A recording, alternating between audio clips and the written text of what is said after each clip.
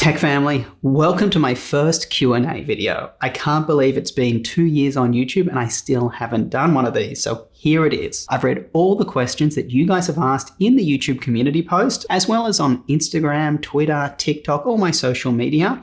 Plus, honestly, when you guys just comment in a normal video, a lot of you guys ask questions, so I've tried to compile them here, and hopefully I should be able to answer today some of the biggest questions you guys have been asking me, or the most common ones, should I say.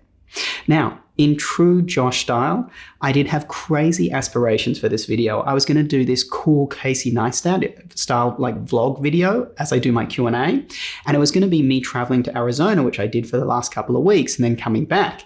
And you'd see me, getting on the plane and answering a question that you guys have asked, maybe hiking a mountain. And I did film a lot of footage of that. I gave it a real go, but it just took so long and I just didn't have the time. I don't know if you guys realize it, but for that style of video, when you see someone getting out of a car, they might actually be taking that footage like 3 or 4 times to get it right. So it really slows things down. So anyway, at the end of the day, we're here today and I'm going to answer your questions. Now, I do have a laptop with all my notes sitting just out of frame below me. It's the Lenovo X1 Carbon Gen 9. The reason I chose it to use for this video is because it's the quietest Windows laptop, honestly, that I've ever used, and I don't have to worry about fan noise being picked up by the mic above me. Plus, it has very long battery life, which is great because this might be a long shoot. So let's get into your questions. The most common question I get asked by far is, can you review X laptop? With X laptop being the most hyped laptop of the moment. Right now it's the Legion 5 Pro, but a couple of months ago it was the MacBook with the new M1 chip. There's always a device that you guys are really excited to see. So let me shed some light on what happens behind the scenes of which laptops I choose to review. The first thing to consider is I do this part-time, which means I don't have a ton of time to review laptops. And when you factor in that I also want to do a variety of other videos like best of roundups, sometimes just, tech analysis or commentary on different things like i5 versus i7 or AMD Ryzen versus Intel. And sometimes they're not even tech content, right? Like this Q&A video, right? Just to keep me creatively interested. The other thing is my goal for the channel is to produce higher quality videos versus a lot of videos, right? So I'd prefer to do one high quality video per week. In fact, that's my aim. A video that you guys watch and you're like, oh, this is just so awesome, versus rolling out a ton of videos that don't have that level of quality to them. Now, in the time I do have to, of course, review laptops, I do try to put myself in your shoes to see, hey, what would you guys want to see based on things like press releases and also obviously the comments. I'm reading all of those. Now, when you boil it down, sometimes the laptops you guys want to see just aren't available for me to order. For instance, I knew you guys wanted the Legion 5 Pro. I've known for a month or so, right? But I just couldn't order it. And also, when I reached out to the people at Lenovo who look after me, they didn't have a review unit available either. So there was nothing I could do there. Now, I do have one coming, which is great. But all I would say is I am reading your comments. Be patient. I will try to get to the laptop that you want to see, but also just be cognizant of those things that I told you about maybe why you're not seeing the laptop on the channel as fast as you guys want to see it on the channel. So the next question I get asked is, how can I afford so many laptops? Well, the answer is I just work really hard, As I said, I do this part-time. My career path was predominantly as a software developer. I did that for many, many, many years. Eventually, I worked my way up into management, which is where I am right now. I'm still in the software industry. It's really a journey that I think is honestly repeatable. And that's why, and let me just delve into it a bit more, right?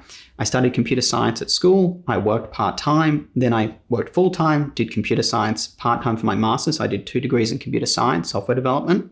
Then later on in life, I did a MBA, right? I did a business degree. Now, it wasn't easy, right? I don't want anyone to think this was easy, but what I did was kept setting myself lofty goals and just work towards them, constantly assessing myself. Am I heading down the right path? Is there something I'm doing wrong? How can I fix this? I didn't always assume I was right and other people were wrong. I tried to listen to others around me, and it was a really long, tough, hard slog. Like, let me just give you a specific example. When I was studying for my business degree to get into MBA school, I was working as a software developer till about 6:30, 7 p.m. at night. Then I would grab a can of Red Bull, go to the local library, just sit there with my laptop open and just study for like 2-3 hours, having a Red Bull late at night. You should never be having a Red Bull late at night, but that's what I did because I needed to be awake and alert. And it wasn't easy. And I did that for weeks, if not months on end to get in. Like, I don't want people to think just because I make things seem so relaxed that getting to this point in my career was super easy, right? It involves a ton of hard work. Nonetheless, I believe my path is repeatable, which means that I didn't get any lucky breaks, right? I didn't just inherit money or just have a lucky break in my career. It was just one step ahead of the other. So hopefully at some point in time, I will do a career video. Now, I did mention me doing a career path video in a lot more detail than what I'm talking about now. A couple of months ago, I said I would like to do one because I want to help you guys. I genuinely do. I would love it if you guys got to where I am in my career faster than I did, right? But at the moment, I just have a ton of videos that I'd like to get through, so it's not on the cards in the near future, but I promise you I will get to it. What do you do with all the laptops you keep? And can I have one? Well, let me just really delve into this. So I do need to keep a variety of different laptops in inventory for about a year. And the reason is that I might do videos, which is, hey, last year's model versus this year's model, right? If there's a new MacBook Pro 16 that comes out this year, I want to compare it to the older one. Same with last year's Ryzen chip to this year's Ryzen chip, or same with Intel, right? The other reason is sometimes some of the benchmark companies do update their benchmarks quite comprehensively, and I do need to rerun the benchmarks on all the older devices to compare to the newer devices. That being said, I'm now getting to a point where I do have a fairly substantial number of devices which are older than a year, and I really do want to get rid of. The first thing that crossed my mind is it would be a really nice thing to give the laptops to charity. So I thought, what are some of the charities that would tie in nicely with this particular YouTube channel? I thought, teaching underprivileged kids how to program or business skills. So I reached out to a couple of charities that do this, but surprisingly, it's actually hard to give laptops away to them because they have specific laptop builds that they know how to support, and they don't want a variety of different laptops where they've got to support, a gaming laptop today and then a small portable laptop tomorrow, which of course is the kind of laptops I have. Every single one is completely different. So that kind of caught me a little bit off guard. So now I'm kind of thinking either I'll sell the laptops to reinvest in the channel, because obviously buying as many laptops as I do can be quite expensive, or I'll just give them away to you because I know a lot of you guys want to win a free laptop. Now, before you guys go nuts and comment below, hang tight. Firstly, follow me on Instagram, Twitter, TikTok, Twitch. Make sure you're subscribed here because those people who are following me or subscribed are going to be the first in line to win a free laptop. And just keep watching the channel because if I'm going to do this, which I'm kind of leaning towards doing it, a video will be coming sooner than you think. The next question I get asked is, what is the accent? It is Australian. I'm originally from Australia. I now live in New York City. I'm occasionally in Arizona, but hopefully I've kept my Australian accent because I do identify as being Australian. Skylar asked about my DJ career. So as I may have mentioned, DJing was also part-time, like YouTubing. I did that for much longer than I've done YouTubing for. I did that for probably over 10 years. And can I do some videos on the DJing career? Absolutely. They are on the docket to come in the very near term. There's going to be a couple of them. One I'm thinking is going to teach people how to DJ, and another one will be focused on how to be successful as a DJ, like how to get gigs in clubs and things like that. So that's coming soon. Surprisingly, I got asked this question a couple of times, which is what do I like to eat? Well, I eat super healthy. I'm really into fitness and health. I think that's the thing I enjoy most in life other than making YouTube videos. It just makes me feel so good when I feel like my physical self is in a good place, and it helps me mentally. So with that in mind, I eat almost entirely vegan. Very, very, very rarely will I eat non-vegan. So for breakfast, I'm eating something like an avocado toast. So some people have noticed that my most popular video was the best laptop for programmers and asked me if I would do a refreshed one of that. I do have a very exciting video coming on that topic. So definitely make sure you're subscribed with the notification bell on because I think it's going to be a very interesting take on it. Another really good question is, any tips for learning how to program? Well, the answer is just get started. Honestly, I learned to code when I was very young, when I was probably about 14 or 15. I just went to the local library. Yes, we had libraries back then with books. I borrowed a book on how to program in BASIC. I learned to program on an Apple IIe, a really old computer nowadays. It was a green and black screen, but I just kept putting one foot ahead of the other. What am I going to learn today? Today I'm going to learn how to code a loop, and I would give it a go. And I just kept challenging myself. A lot of people that I speak to who haven't been successful in their careers, they talk a lot. They overthink a lot about getting started. Oh, I might try this. I'll waste all this time and it won't be something I want to do. Well, in the time you've spent discussing it and procrastinating it, you could have done it. So my advice is just get started. There's so many good resources on YouTube. And to be honest, I don't really care that much about which language you start learning, although I would probably learn Python if I was starting to learn to code today. That being said, just get started. Watch some videos on how to install an integrated development environment and how to get started with coding, some basic videos, and just keep challenging yourself. Keep trying to code almost every day. Set yourself a new task, and honestly, it's going to help. It really is. It's going to make you more successful. So someone asked, how did I manage to do 3 degrees at once? Well, anyone who can do 3 degrees at once is doing very, very well. I did a bachelor's first in programming. I did that full time while I worked part time to help me live and pay for the degree. And then I did a master's part time while I worked full time. That was also a programming one. And later on in life, I took off 2 years, which was a wonderful experience to do a business degree. So that's how I did it. All right, someone asked, when am I going to be making my first Q&A video? Well, the answer is right now. You're literally watching it. Favorite Linux distro? Honestly, there's pros and cons of so many different distros. I've been using Fedora for many, many years. The reason Fedora is, the servers that I was coding for, these were AWS EC2 instances.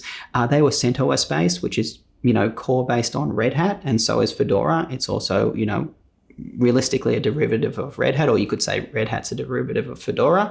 But I could be fairly confident that things that ran well and ran on my Fedora laptop would run on my CentOS servers. The next question someone asked, which I'm so glad they asked, is how come I chose to be a DJ? And as I said, I DJed part-time for many, many years, over 10 years, to be honest. And I'm just going to overshare here. When I was young, in the later years of high school, I felt very uncomfortable in party situations, particularly talking to girls. Girls, you guys are really scary, especially for a nerd to speak to.